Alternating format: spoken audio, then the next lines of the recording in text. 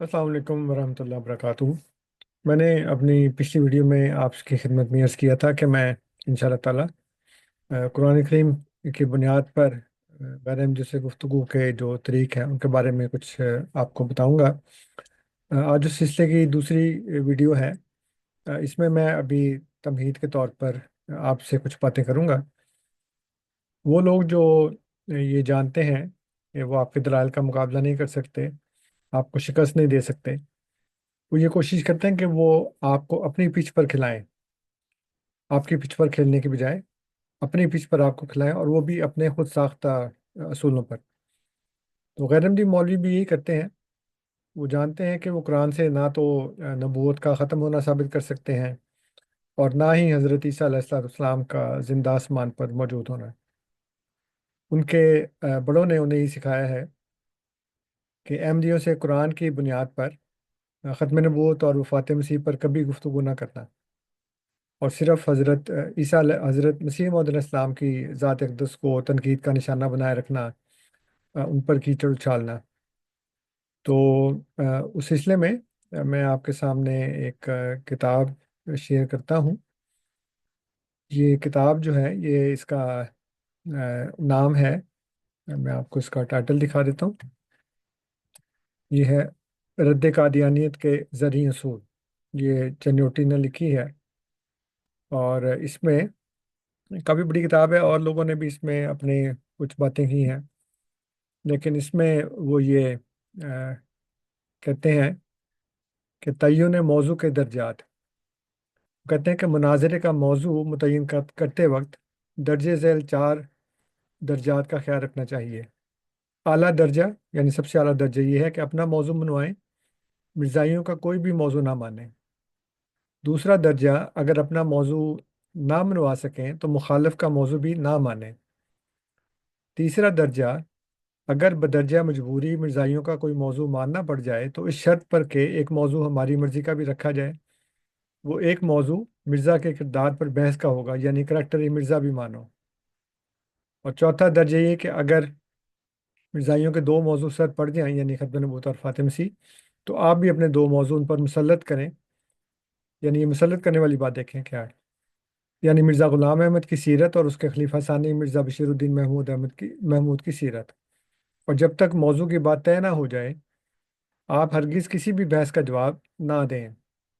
मिर्ज़ाई मुनाज़रीन का ये तरीका है कि वो इब्तदाई मरहले में ही इजराए नबूवत और वफ़ात ईसा अलैहिस्सलाम पर दलीलें देना शुरू कर देते हैं, जिससे मुसलमान मनाज़र पीछे नहीं रहना चाहता और उसकी दलीलों का जवाब देने लगता है। इस तरह खुद ब खुद गुफ्तगू का मौजू दूसरा हो जाता है और मिर्ज़ाई मनाज़र का मंशा पूरा हो जाता है। उस वक़्त पूरी समझदारी से काम लेना चाहिए और अपनी बात पर डटे रहना चाहिए। अब आगे देखें वो क्या कह रहे हैं। ये देखें, नीचे लिखा है उसने हाशिए के अंदर, ये गुर हमने खुद मिर्ज़ाइयों से सीखा है। उनका तरीका ये है कि वो इब्तदाई गुफ्तगू ही में हयात वफ़ात मसीह और इजराए नबूवत पर कोई दलील पेश कर देते हैं। जो कोई कच्चा मनाजर होता है, यानी उनका जो गैर अहमदियों का कच्चा मनाजर होता है, वो उनकी दलील का जवाब देने लग जाता है। लेकिन जैसा कि हम पहले बता चुके हैं कि जब तक मौजू मुतय्यन ना हो जाए, उस वक्त तक उनकी किसी भी दलील का जवाब देने की गलती ना करनी चाहिए। अलगरज उसके मुकाबले में हमारा ये हरबा बड़ा कामयाब और मुजर्रब साबित हुआ है कि गुफ्तगू के दौरान मिर्ज़ा की सीरत के घिनौने पहलुओं पर कुछ रोशनी डाल देनी चाहिए। अक्सर ऐसा होता है कि कादियानी उसके जवाब में लग जाता है और हमारा मकसद पूरा हो जाता है। हमने बहुत से मुनाजरों में इस हरबे को इस्तेमाल किया है और कामयाबी हासिल की है।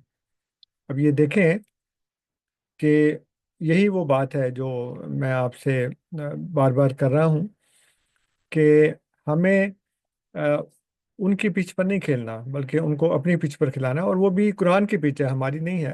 अल्लाह ताला ने की है और नबी करीम सल्लल्लाहु अलैहि वसल्लम की हदीस में, सुन्नत में भी यही बात है। जब हम उन्हें कुरानी और अकली दलाइल की बुनियाद पर गुफ्तगू की दावत देते हैं तो वो तमस्खर और इस्तेज़ा करते हुए कहते हैं कि तुम अपने नबी की ज़ात और उनकी किताबों पर गुफ्तगू करने से डरते क्यों हो।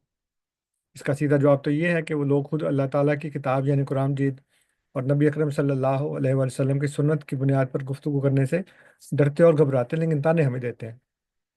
इसका दूसरा और माकूल जवाब ये है कि वो लोग نبوت کا ختم ہونا مانتے ہیں، لیکن مدعی نبوت کو اپنے اعتراضات کا نشانہ بنائے رکھتے ہیں۔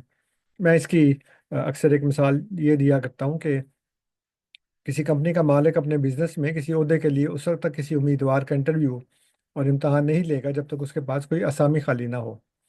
میرے ایک عزیز دوست ہیں، وہ یہ بھی کہا کرتے ہیں کہ آپ رشتہ دیکھنے اس وقت جائیں گے جب آپ کے گھر میں بیٹا یا بیٹی ہوگی، لیکن غیر احمدی جو ہیں وہ تو قرآن کی بات مانتے نہیں، عقل کی بات مانتے نہیں، اس لیے ایسی معقول باتیں ان کو نہ سمجھ آتی ہیں نہ وہ سمجھنا چاہتے ہیں۔